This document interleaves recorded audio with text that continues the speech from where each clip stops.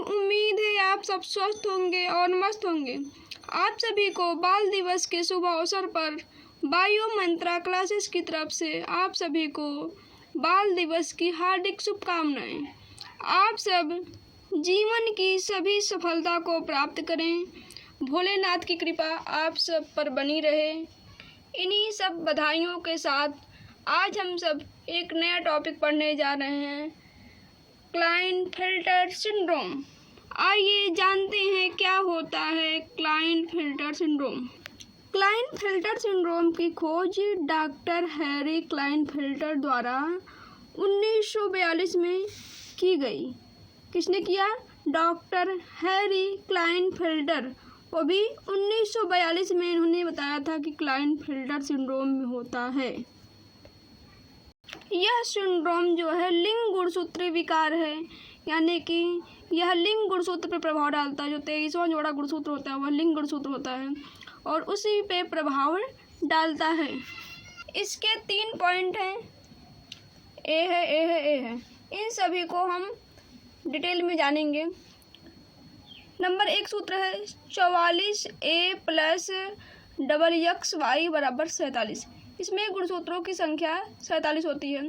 Klinefelter syndrome में गुणसूत्रों की संख्या 47 होती है और यह भी ट्राइसोमी होता है, यानी कि एक गुणसूत्र बढ़ जा रहे हैं तो इसे ट्राइसोमी कहेंगे। तो 44 ऑटोसोम है और XXY, यानी कि इसमें एक गुणसूत्र अधिक है। यह सिंड्रोम जो है नर में होता है, यानी कि नर का गुणसूत्र XY है, उसमें एक X अधिक हो गया। तो यह सिंड्रोम किसमें होता है? नर में होता है। नर में स्तनों का विकास होने लगता है और इस स्थिति को गायनेकोमेस्टिया कहते हैं। हमारा कहने का मतलब है कि 44 गुणसूत्र सेम से सब में रहेंगे, लेकिन जब डबल X और Y एक Y और 2 X हैं, ऐसा गुणसूत्र आ जाता है तो नर में स्तनों का विकास होने लगता है और नर में जो वृषण है उनका आकार छोटा होने लगता है और बॉडी के पे जो हेयर होते हैं वो रिमूव होने लगते हैं। तो यही सब लक्षण प्रदर्शित होते हैं। तो मेन लक्षण है कि नर में स्तनों का विकास होने लगता है। स्ट्रक्चर में हम लोग देखेंगे कुछ इस प्रकार से लक्षण दिखेंगे कि नर में स्तनों का विकास होने लगता है और इस स्थिति को क्या कहते हैं? गायनेकोमेस्टिया कहते हैं। कुछ लोग इसे किन्नर भी कहते हैं, तो इसे आप किन्नर नहीं कह सकते हैं, ये बात गलत है, क्योंकि किन्नर एक ट्रांसजेंडर है। ये जो क्लाइनफेल्टर सिंड्रोम में XXY गुणसूत्र होते हैं, इस सिंड्रोम को हम किन्नर नहीं कह सकते हैं, क्योंकि यह एक नर में सिंड्रोम होता है। नर में होता है तो नर में केवल थोड़ा सा स्तन का विकास होने लगता है और बाकी सब नर की तरह ही सब पूरी बॉडी रहेगी। और स्तन के विकास होने के कारण इसे गायनेकोमेस्टिया भी कहते हैं।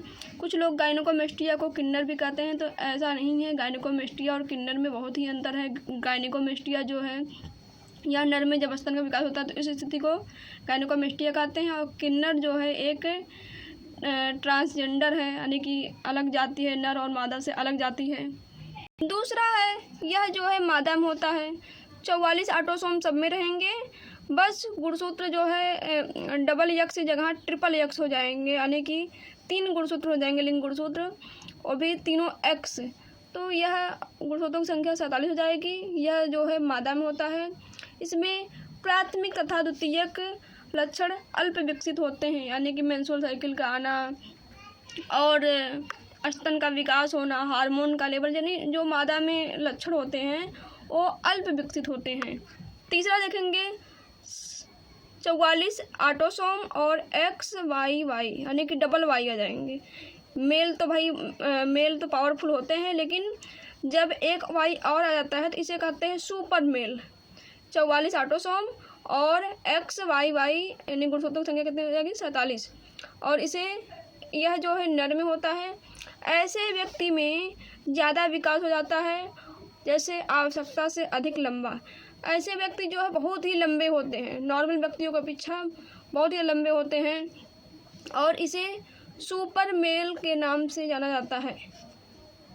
प्राचीन काल में सुपर मेल को क्रिमिनल भी बताया जाता था कि क्योंकि ये क्रिमिनल होते हैं, बहुत ही पावरफुल होते हैं और चाहे किसी को मार सकते हैं। लेकिन यह सही नहीं है क्योंकि यह एक सिंड्रोम है। नोट, कुछ विशेष बातें हैं। पुरातन काल में XYY सिंड्रोम को, यानी कि जो सुपर मेल हैं, इन्हें क्रिमिनल सिंड्रोम भी कहते थे।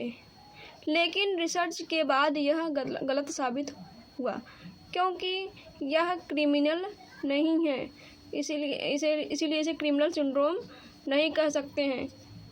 क्रिमिनल कहने का उन लोगों का कारण था कि ऐसे व्यक्ति बहुत ही पावरफुल होंगे, बहुत ही लंबे होते हैं और सभी को क्या कर सकते हैं, जान से मार सकते हैं, उनको कोई डर नहीं रहता, ऐसा लोग कहते थे।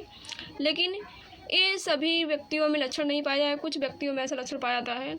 इसलिए यह बात गलत साबित हुआ है कि जो सुपर मेल होते हैं वह उन्हें क्रिमिनल सिंड्रोम नहीं कह सकते हैं।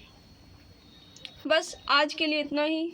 वीडियो कैसा लगा है कमेंट करके जरूर बताइएगा और स्क्रीनशॉट ले लीजिए। वीडियो को पूरा देखने के लिए धन्यवाद।